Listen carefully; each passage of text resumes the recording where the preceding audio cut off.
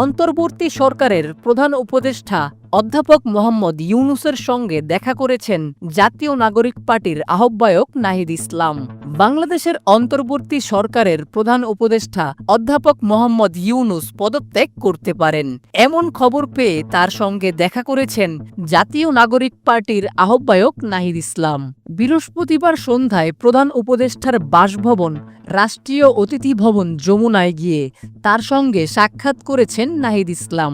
খবর রূপান্তরকে এ তথ্য নিশ্চিত করেছেন নাহিদ ইসলাম। তিনি বলেন, দেশের চলমান পরিস্থিতি, স্যারের তো পদত্যাগের একটা খবর আমরা আজকে সকাল থেকে শুনছি, তো ওই বিষয় নিয়ে আলোচনা করতে স্যারের সাথে দেখা করতে গেছিলাম। প্রধান উপদেষ্টা দেশের চলমান পরিস্থিতিতে কাজ করতে পারবেন না, এমন শঙ্কা প্রকাশ করেছেন বলে জানিয়েছেন নাহিদ ইসলাম। তিনি খবর রূপান্তরকে বলেন, স্যার বলছেন আমি যদি কাজ না করতে পারি যে জায়গা থেকে তোমরা আমাকে আনছিলা একটা গণঅভ্যুত্থানের পর, দেশের পরিবর্তন, সংস্কার, কিন্তু যেই পরিস্থিতি, যেভাবে আন্দোলন বা যেভাবে আমাকে জিম্মি করা হচ্ছে, আমি তো এভাবে কাজ করতে পারবো না। তো রাজনৈতিক দলগুলা তোমরা সবাই এক জায়গায়, কমন জায়গায় নাও পৌঁছাতে পারো। প্রধান উপদেষ্টাকে পদত্যাগের মতো সিদ্ধান্ত না নিতে আহ্বান জানিয়েছেন জুলাইয়ে গণ অভ্যুত্থানের পর নতুন গঠিত দল এনসিপির নেতা নাহিদ ইসলাম। নাহিদ ইসলাম প্রধান উপদেষ্টাকে বলেছেন, আমাদের গণ অভ্যুত্থানের আকাঙ্ক্ষা এবং জাতীয় নিরাপত্তা ও দেশের ভবিষ্যৎ সবকিছু মিলিয়ে উনি যাতে শক্ত থাকেন এবং সবগুলা দলকে নিয়ে যাতে ঐক্যর জায়গায় থাকেন, সবাই তার পাশে, আশা করি কোঅপারেট করবেন। প্রধান উপদেষ্টা পদত্যাগের বিষয়টি বিবেচনা করছেন বলে জানান নাহিদ ইসলাম। খবর রূপান্তরকে তিনি বলেন, হ্যাঁ, যদি কাজ করতে না পারেন থাকবেন, থেকে কি লাভ? এই আলোচনার পরে প্রধান উপদেষ্টা নাহিদ ইসলামকে জানিয়েছেন পদত্যাগের বিষয়ে ভাবছেন তিনি। উনি বলছেন উনি এই বিষয়ে ভাবতেছেন, ওনার কাছে যা মনে হয়েছে পরিস্থিতি এই রকম যে তিনি কাজ করতে পারবেন না, বলেন নাহিদ ইসলাম।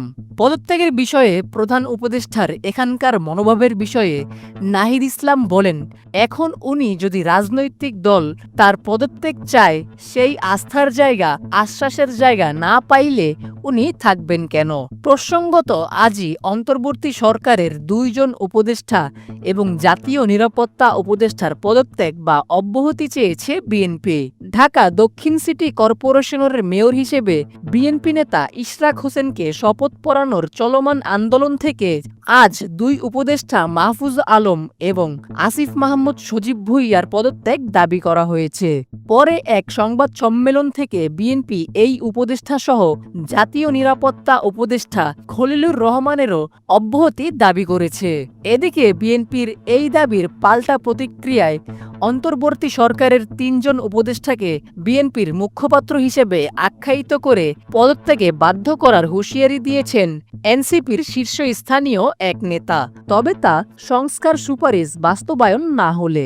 এই 3 জন হলেন আইন উপদেষ্টা অধ্যাপক আসিফ নজরুল, অর্থ উপদেষ্টা সালেহ উদ্দিন আহমেদ এবং পরিকল্পনা উপদেষ্টা ওয়াহিদুজ্জামান মাহমুদ। এর মধ্যেই বৃহস্পতিবার তথ্য উপদেষ্টা মাহফুজ আলম এক ফেসবুক পোস্টে আগের যে কোনো বিভাজনমূলক বক্তব্য ও শব্দচয়নের কারণে দুঃখ প্রকাশ করেছেন। প্রতিবেদনটি ভালো লেগে থাকলে আপনার ফেসবুক টাইমলাইনে শেয়ার করুন এবং খবর রূপান্তর পেজটি ফলো করতে ভুলবেন না। সেই সঙ্গে আমাদের ইউটিউব চ্যানেলটি সাবস্ক্রাইব করে রাখুন। এতক্ষণ খবর রূপান্তরের সাথে থাকার জন্য আপনাদের সবাইকে অসংখ্য ধন্যবাদ।